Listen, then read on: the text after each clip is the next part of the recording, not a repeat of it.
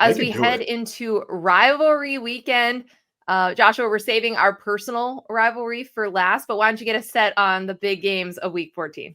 Yes, week 14, it came upon us so quickly. The final weekend of the regular season, of course, previews and picks against the spread. We'll start with probably the game of the week, a trip to the SEC championship on the line. You got number 3 team in the land, Texas. They're favored by 5.5 points going on the road to Kyle Field. They're playing number 20, Texas A&M. Maybe a little bit of shine off of this game because of A&M's performance last weekend where they went into that nasty-looking overtime format and lost to Auburn. But as I mentioned, you get Georgia in the SEC championship. The stakes are high. This is the first time these teams are playing in 13 years as well. And from some of the old head college football fans, they'll tell you that this was one of the most toxic rivalries that there was, Texas and Texas A&M, and it's back. So this is the game to me where I'm looking at these CFP contenders and wondering if someone could trip up, and I think Texas could. To me, this is like the pretty obvious one. I know it's the biggest game of the weekend. Game day will be there. There's a lot at stake.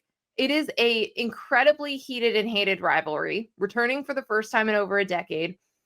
You actually do have a lot to play for if you're A&M, even with the loss to Auburn, because you would get to an SEC title game, potentially get your way into the playoff as an auto bid for the SEC.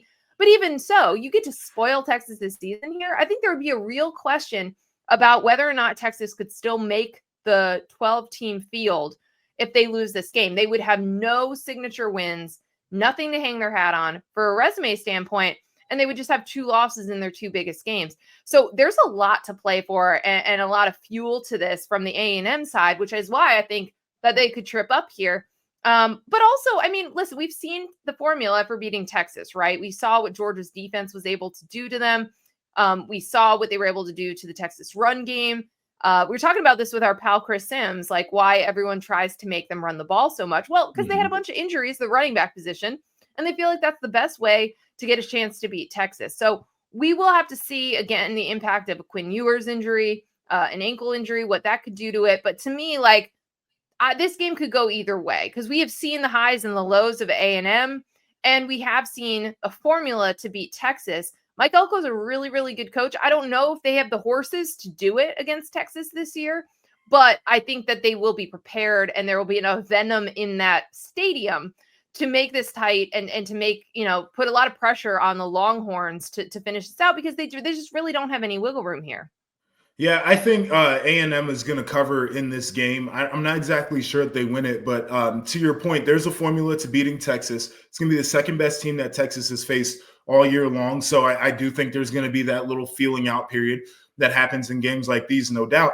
And with the injury to Quinn Ewers, I'm trying to find as many ways to get Nick Scorton one-on-one so I can get after the quarterback, right? Like I think the idea is, yes, we try to make Texas run the football, but when you get into those pass rush situations, you got to hit the quarterback. And I think that's the best thing that Georgia did. And we saw early in that game, Quinn Ewers got a little gun shy once he started feeling that contact. And I think that bringing the physical game to Texas could swing this one.